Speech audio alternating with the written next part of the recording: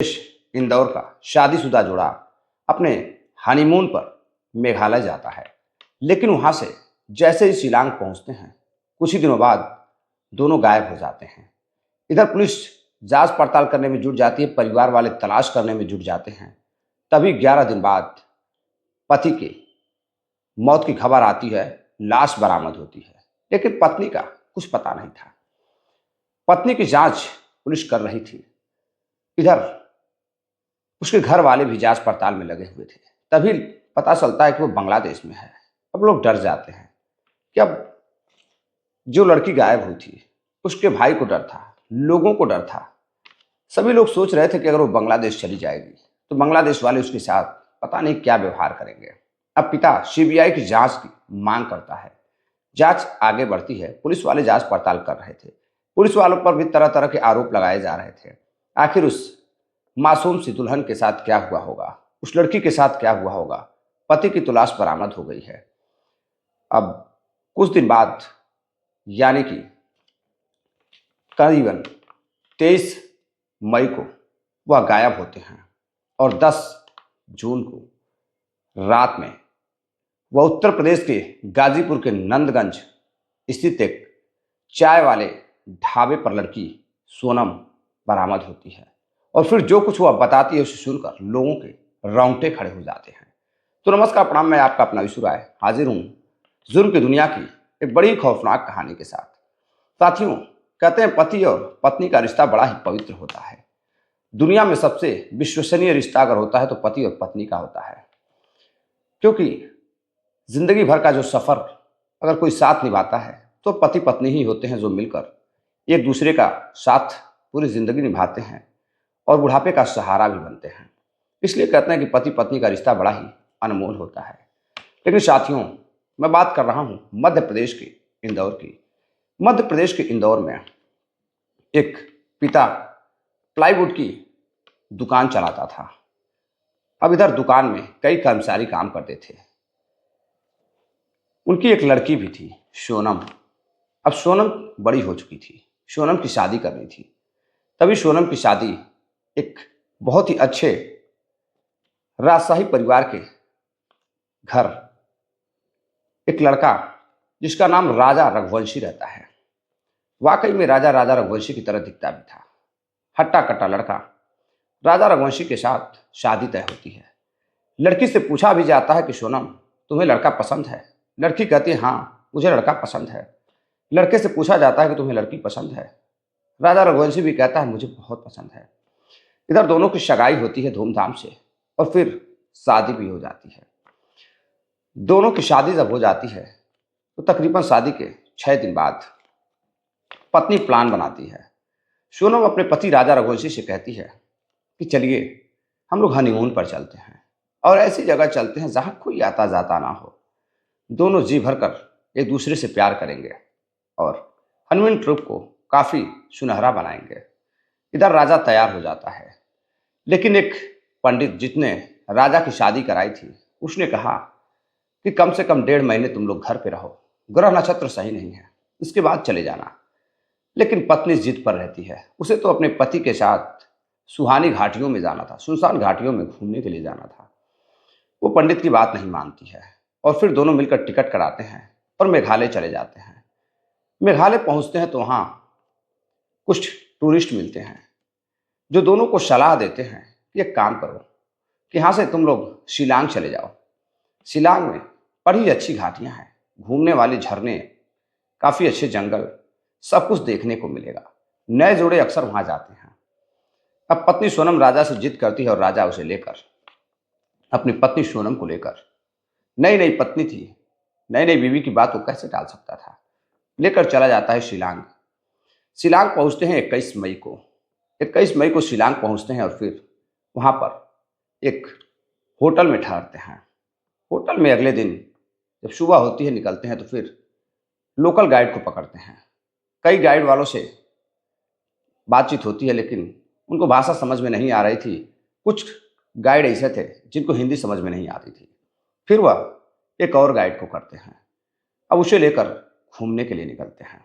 22 तारीख को घूमने के लिए निकलते हैं और फिर अपने कमरे पर वापस आ जाते हैं। 23 तारीख की सुबह जब गाइड पहुंचता है, कहता है, मैडम आज कहाँ चलना है आप बताइए।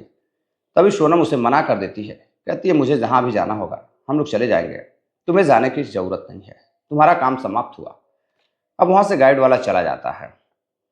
अब यहाँ से होटल छोड़ने के बाद दोनों अपने कमरे से बाहर निकलते हैं, कुछ दूर जाते हैं, एक स्कूटी लेते हैं।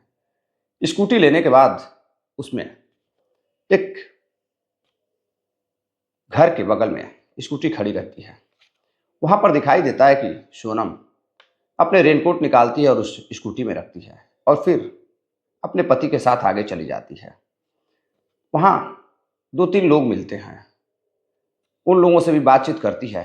पति आगे आगे चल रहा था, उसके पीछे पत्नी थी और उसके पीछे 3-4 लोग भी थे और वो बार बार फ़ोन निकाल कर किसी से बातें कर रहे थे। सुबह का समय था, पति पत्नी दोनों घूमने के लिए पहाड़ियों की तरफ जाते हैं, हिल्स की तरफ जाते हैं। लेकिन तभी जब रात होती है, 23 तारीख की रात, कुछ पता नहीं चलता है। घर वाले जब फ़ोन करते हैं तो ना तो सोनम का फ़ोन लग रहा था और ना ही राजा रघुवंशी का फ़ोन लग रहा था। अब इधर घर वाले परेशान थे, 23 तारीख से कुछ अता पता नहीं था। अब लड़की का भाई गोविंद वह भी पहुंचता है शिलांग पता करने के लिए।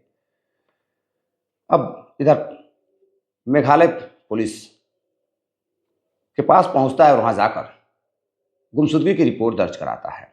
जांच पड़ताल शुरू होती है, लेकिन तमाम कैमरे खंगाले जाते हैं, लेकिन कहीं कुछ पता नहीं चल रहा था। कहीं रेन कोट रखते हुए सोनम दिखाई दे रही थी, तो कहीं पर कुछ सामान खरीदते हुए दुकानों में दिखाई दे रही थी। भाई काफ़ी परेशान था, राजा रघुवंशी के घर वाले भी परेशान थे कि उनका बेटा कहाँ चला गया, बहू कहाँ चली गई। अब इधर कुछ दिन और गुजरता है। लोकेशन जो लास्ट थी वहाँ पर कुछ कपड़े और कुछ सामान मिलते हैं। अब उस लोकेशन के आधार पर एनडीआरएफ की टीम लगाई जाती है कि कहीं गहरी खाई में तो नहीं गिर गए। लेकिन 11 दिन बाद गहरे खाई से राजा रघुवंशी की लाश मिलती है। और जब राजा रघुवंशी की लाश मिलती है तो घर वाले डर जाते हैं कि कहीं ऐसा तो नहीं कि इसकी हत्या की गई हो। धारदार हथियार भी मिलता है। अब पुलिस जांच पड़ताल शुरू कर देती है। इधर बॉडी का पोस्टमार्टम होता है, बॉडी घर वालों को सौंप दी जाती है। घर वालों का रो रो कर बुरा हाल रहता है। लेकिन राजा रघुवंशी की तो लाश बरामद हो जाती है, लेकिन सोनम का कुछ अता पता नहीं रहता है। इधर पुलिस जांच पड़ताल में लगी रही। तरह तरह के आरोप भी लगते हैं कि मेघालय पुलिस मदद नहीं कर रही थी, उन्हें कुछ पता ही नहीं है। क्या पता मेघालय पुलिस किसी के हाथों बिक गई हो। अब तरह तरह के आरोप लग रहे थे।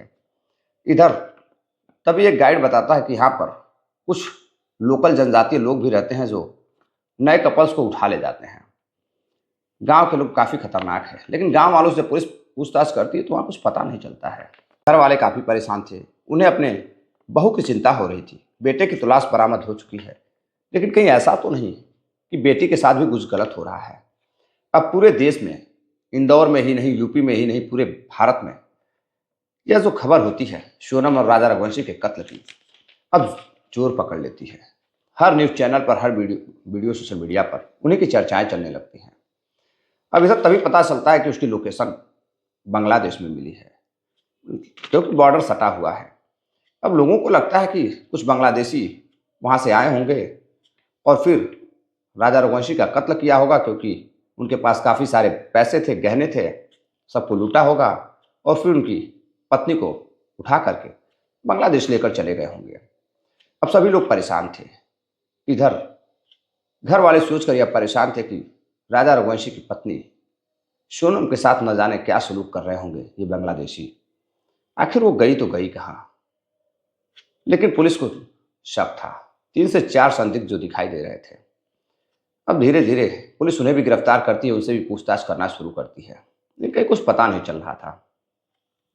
समय बीतता गया, लोगों के दिमाग पर ख्यालों में यही चल रहा था कि आखिर उस मासूम सी लड़की के साथ न जाने क्या हो रहा होगा, वो क्या सोच रही होगी, वो जीवित है भी या नहीं। अब तभी लड़की का भाई गोविंद पुलिस पर यह आरोप लगाता है कि पुलिस तो उसे मरा हुआ समझकर खोज रही है, लेकिन मुझे उम्मीद है कि कहीं वो जिंदा तो नहीं है, उसे जिंदा ही लाना होगा। तरह तरह की बात चल रही थी। सोनम के पिता बार बार यह कह रहे थे कि मेरी बेटी जिंदा है, सीबीआई जांच होनी चाहिए, उसका पता लगना चाहिए। मैंने अपने दामाद को खोया है, बेटी को नहीं खोना चाहता हूँ। इधर सरकार पर दबाव बनाया ही जा रहा था कि तभी कल रात तकरीबन रात 1 बज रहे थे। एक उत्तर प्रदेश के गाजीपुर जिले में एक जगह लगती है नंदगंज। नंदगंज में एक चाय वाला है, काशी चाय वाला, जो कि खाने वगैरह का भी काम देखता है। तभी उसके यहाँ एक लड़की अचेत अवस्था में पहुंचती है। पहुंचती वहां पर कहती है, भैया मुझे आपका मोबाइल चाहिए। लड़की बिल्कुल अकेली थी। मुझे आपका मोबाइल चाहिए, मुझे घर वालों को फ़ोन करना है। लड़का मोबाइल देता है। लड़के का नाम साहिल रहता है। लड़की सोनम मोबाइल लेती है और फ़ोन करती है अपने भाई गोविंद को और बताती है कि वो उत्तर प्रदेश के गाजीपुर ज़िले में है और उसकी हालत बेहद ख़राब है। इतना कहते ही वो फिर गिर जाती है, उसकी हालत ख़राब हो जाती है। अब इधर साहिल काशी चाय वाला उसे उठाकर पीछे चारपाई पर बैठाता है और फिर पुलिस को फ़ोन करता है। अब मौके पर उत्तर प्रदेश गाजीपुर की पुलिस पहुंचती है। तभी पता चलता है कि यह कोई और लड़की नहीं है, तो वही लड़की है जिसकी पूरे देश में तलाश चल रही है। यह तो सोनम है, राजा रघुवंशी की पत्नी। अब इधर पुलिस उसे लेकर सबसे पहले रात 2 से 3 बजे के बीच में हॉस्पिटल जाती है, क्योंकि वो काफ़ी बीमार लग रही थी। उसके गले पे आसपास चोट के निशान भी लग रहे थे। पुलिस लेकर जाती है, उसे हॉस्पिटल में एडमिट करती है और फिर उससे पूछताछ शुरू करती है। और जब पूछताछ शुरू होती है तो भी उससे पहले ही मेघालय डीजीपी कहते हैं कि राजा रघुवंशी यानी कि सोनम के पति का कातिल कोई और नहीं बल्कि सोनम ही उसकी कातिल है। अब इधर उसके पिताजी कहते हैं कि यह झूठ है। पुलिस झूठा आरोप लगा रही है, मनगढ़ंत कहानी बना रही है। लेकिन सोनम से जब पुलिस पूछताछ करती है तो सोनम टूट जाती है और फिर बताती है एक ऐसी दर्दनाक, ऐसी खौफनाक कहानी जिसको सुनने के बाद हर अविवाहित लड़का शादी करने से डरने लगता है कि आखिर विश्वास करे तो करे किस पर करे। आए दिन एक नई नई घटनाएं, नई नई कहानियां सुनने देखने को मिल रही हैं। अब इधर वो बताती है कि शादी से पहले उसके प्लाईवुड सेंटर में जो दुकान थी, उसी दुकान में एक राज कुशवाहा नाम का कर्मचारी काम करता था। उसी से आए दिन बातचीत होती थी, दोस्ती होती है और फिर धीरे धीरे दोस्ती दोनों की मोहब्बत में तब्दील हो जाती है। मोहब्बत में तब्दील हो जाती है तो फिर अब दोनों एक दूसरे के साथ रंगरलियां मनाने लगते हैं, अतरंग खेल खेलने लगते हैं। समय बढ़ता जाता है। अब इधर पिता शादी तय कर देता है दोनों की, और दोनों की फिर धूमधाम से शादी हो जाती है। शादी के 6 दिन बाद सोनम अपने पति के कत्ल का साजिश रचती है और फिर अपने प्रेमी राज कुशवाहा के साथ मिलकर और शिलांग में जो 3 अलग लोग दिखाई दिए थे, संदिग्ध लोग, उनमें उसके दोस्त विशाल, आनंद और आकाश, और तीनों का मदद लेता है। और मदद लेने के बाद अब यह हनीमून के लिए टिकट बुक करती है और पहुंचती है मेघालय। मेघालय से फिर शिलांग पहुंचती है और वहां फिर यह तीनों मिलकर राज कुशवाहा, उनके साथी और सोनम मिलकर उसका कत्ल कर देते हैं। ये वही समय था जब वह फोन पर बातें कर रही थी और बार बार डरी सी नजर आ रही थी कि आखिर वो किससे बार बार बातें कर रही है, किसको लोकेशन शेयर कर रही है। अब सीडीआर रिपोर्ट के अनुसार, कॉल डिटेल्स के अनुसार उसके दोस्त और राज कुशवाहा गिरफ्तार किए जाते हैं और फिर मामला खुलकर आता है।